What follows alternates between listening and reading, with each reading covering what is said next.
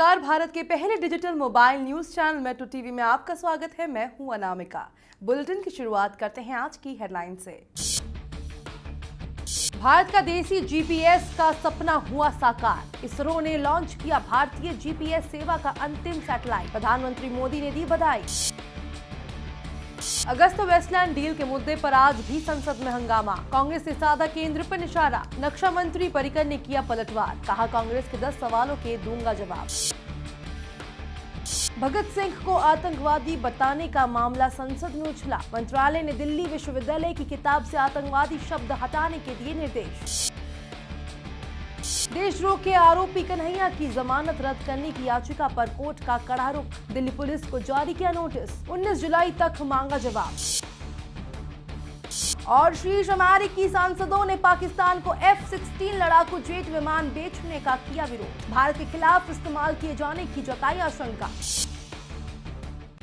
श्रीहरिकोटा से PSLV 7वें और आखिरी नेविगेशन सैटेलाइट ने उड़ान भरी। इसके साथ ही भारत का अपना देसी जीपीएस का सपना पूरा हो गया। इस सैटेलाइट का नाम IRNSS-1G है। अभी 6 नेविगेशन सैटेलाइट्स 24 घंटे अपने सिग्नल उपलब्ध करा रहे हैं।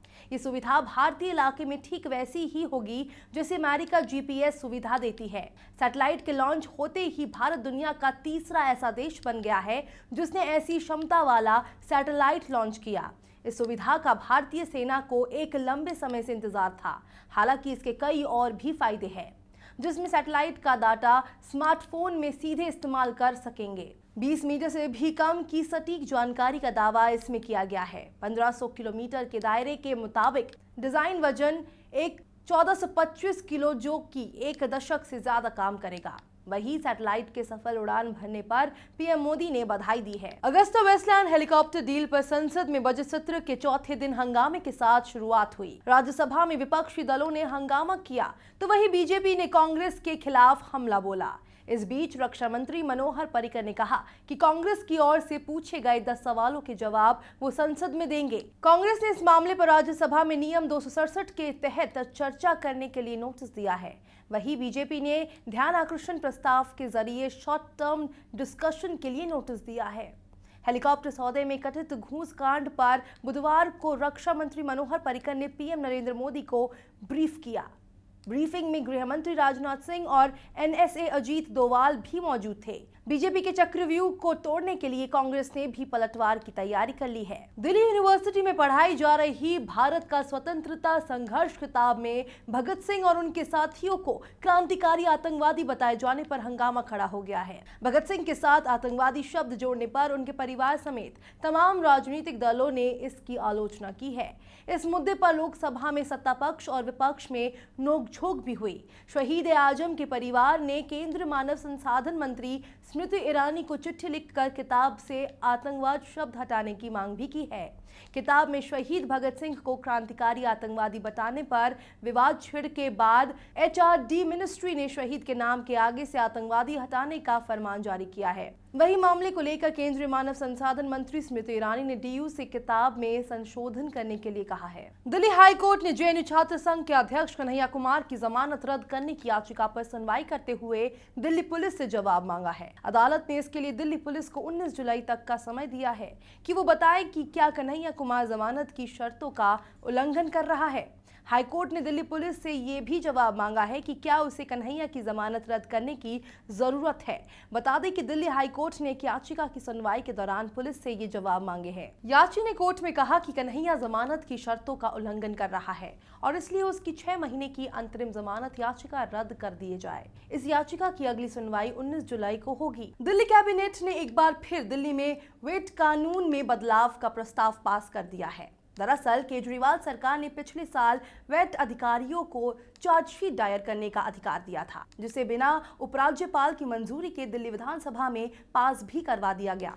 लेकिन तकरीबन 1 महीने पहले उपराज्यपाल ने इस बिल को ये कहते हुए वापस कर दिया कि इसमें कुछ गड़बड़ियां हैं। मसलन कई अधिकार ऐसे हैं जो दिल्ली सरकार अपने वैट अधिकारियों को नहीं दे सकती, लेकिन फिर भी इस बिल के जरिए दे दिए गए हैं। कल हुई कैबिनेट मीटिंग में दिल्ली सरकार ने उस हिस्से को बिल से हटा दिया जिसमें पुलिस की ताकतों को वैट अधिकारियों को देने की बात कही गई थी। अब इस बिल को दिल्ली विधानसभा में पेश करने से पहले उपराज्यपाल की मंजूरी के लिए भेजा गया है। हरियाणा में जाट आंदोलन के दौरान हुई हिंसा में पुलिस और अफसरों की भूमिका की जांच कर रही टीम के प्रमुख यूपी के पूर्व डीजीपी प्रकाश सिंह ने माना कि आंदोलन के दौरान पुलिस की ओर से बड़ी लापरवाही बरती गई। उन्होंने कहा कि आंदोलन के दौरान अपनी ड्यूटी ईमानदारी से नहीं निभाने वाले पुलिस वालों की पहचान कर ली गई। प्रकाश सिंह ने कहा कि जांच के दौरान पता चला है कि जूनियर पुलिस वालों के साथ साथ कई सीनियर पुलिस अधिकारियों ने भी अपनी भूमिका सही से नहीं निभाई, जिस वजह से भीड़ ने आगजनी, तोड़फोड़ और लूटपाट को अंजाम दिया। हरियाणा जनहित कांग्रेस का आखिरकार आज भारतीय राष्ट्रीय कांग्रेस में विलय हो गया है। बीते दिनों एचजेसी के मुख्य कुलदीप बिश्नोई और कांग्रेस उपाध्यक्ष राहुल गांधी की मुलाकात के बाद से ही विलय को लेकर अटकलों की लगभग पुष्टि हो गई थी। भजन लाल के बेटे कुलदीप बिश्नोई करीब 1 साल से कांग्रेस के संपर्क में हैं। वो 3 से 4 बार राहुल गांधी से भी मुलाकात कर चुके हैं। 25 अप्रैल को उन्होंने विलय के अटकलों के बीच राहुल गांधी से मुलाकात की थी, जिसके बाद दोनों पार्टियों के विलय पर आज औपचारिक तौर पर ऐलान हो गया। सुप्रीम कोर्ट ने कल सहारा कंपनी से कहा है कि वो अपनी संपत्ति की पूरी जानकारी एक सील्ड लिफाफे में 11 मई तक दाखिल करे। उधर सेबी ने कोर्ट को बताया कि उसने सहारा की संपत्ति या बिकवाने का काम शुरू करवाने में 2 एजेंसियों को लगवाया है। सेबी ने कोर्ट को यह भी बताया कि इस प्रक्रिया को खत्म होने में 4 महीने लग सकते हैं। कोर्ट का कहना है कि उनका अंतिम लक्ष्य पैसा रिकवर करना है, सुब्रत रॉय को जेल में रखना नहीं। सहारा की ओर से कोर्ट में पेश वकील राजीव धवन ने अदालत से गुहार लगाई कि सहारा ग्रुप के चेयरमैन सुब्रत रॉय को या तो हाउस अरेस्ट किया जाए या फिर बेल दे दी जाए। विश्व हिंदू परिषद की नेता साध्वी प्राची ने एक बार फिर से अपने विवादास्पद आरोप को दोहराया है कि संसद के भीतर भी सांसद के रूप में कुछ आतंकवादी बैठे हैं। इस बयान को लेकर कल वो राज्यसभा की विशेषाधिकार समिति के सामने पेश हुई और कहा कि वो अपने इस बयान पर कायम है। साध्वी प्राची के इस बयान पर काफी बवाल मचा था। समाजवादी पार्टी के सांसद नरेश अग्रवाल ने इस मामले की शिकायत राज्यसभा की विशेषाधिकार समिति से कर दी थी। साध्वी प्राची ने कल विशेष अधिकार समिति के सामने इस बयान पर माफी मांगने से साफ इनकार कर दिया। शीर्ष अमेरिकी सांसदों ने पाकिस्तान को 8 F-16 लड़ाकू जेट विमान बेचने के ओबामा प्रशासन के फैसले पर चिंता जाहिर की है। यही नहीं, उन्होंने ये भी कहा कि पाकिस्तान इन विमानों का इस्तेमाल आतंकवाद के खिलाफ लड़ाई में नहीं बल्कि भारत के खिलाफ कर सकता है। सांसदों ने इस संबंध में ओबामा प्रशासन से अपने फैसले की समीक्षा करने का अनुरोध किया है। सांसद मैट सेल्मन ने कल कांग्रेस में सुनवाई के दौरान कहा, मेरे साथ साथ कांग्रेस के कई सदस्यों ने इस फैसले और इस बिक्री के समय पर गंभीर सवाल उठाए हैं। इसके अलावा भारत और पाकिस्तान के बीच तनाव अब भी बढ़ा हुआ है। पाकिस्तान की ओर से घुसपैठ रोकने के लिए भारत ठोस कदम उठा रहा है। इसी कड़ी में पंजाब से लगी भारत पाक सीमा पर 1 दर्जन लेजर दीवारें अब सक्रिय हो गई है। इससे बिना बाढ़ का रिवाइन क्षेत्र और जोखिम भरे इलाकों में घुसपैठियों और आतंकवादियों की गतिविधियों पर सुरक्षा एजेंसियां असरदार तरीके से निगरानी रख सकेगी। इसका मकसद पाकिस्तान से घुसपैठ में मानवीय चूक की संभावनाएं को खत्म करना है।